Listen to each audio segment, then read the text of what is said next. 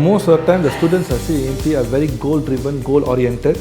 They know that INTI is also a goal-driven and goal-oriented institution. Even in our selection of staff and in our selection of students to assist students, we have one thing in mind: our students' performance. That is our main objective, to get our students to achieve a certain standard.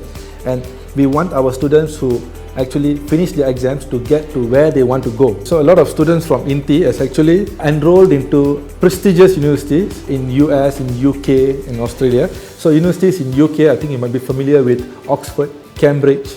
Some of them go into universities like NUS in Singapore, and all of this with help from our University Placement Office. Be prepared to do a lot of groundwork, because A-level is not like any other technical course. It is actually very, very academic. It requires a lot of effort going through books, practice, exercises.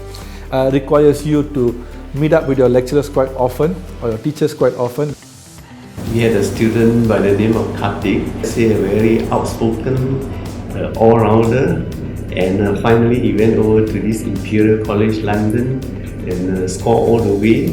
Until now, he is doing a PhD study in the Oxford University.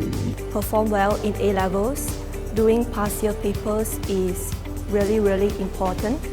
They have to do past year papers, and they must remember that when they are doing these papers, they must time themselves to ensure that during the actual exam, they are able to complete the paper in the given time.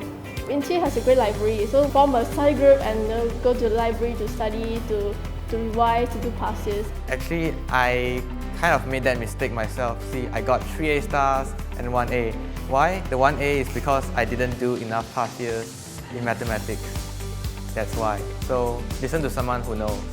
One big advice that I would like to say is, if you have already decided that you want to go A-levels, just work hard. INTI is a place where you can get many events, and like myself, I've been very involved. When you have that sort of life, you have to make sure that you are very disciplined.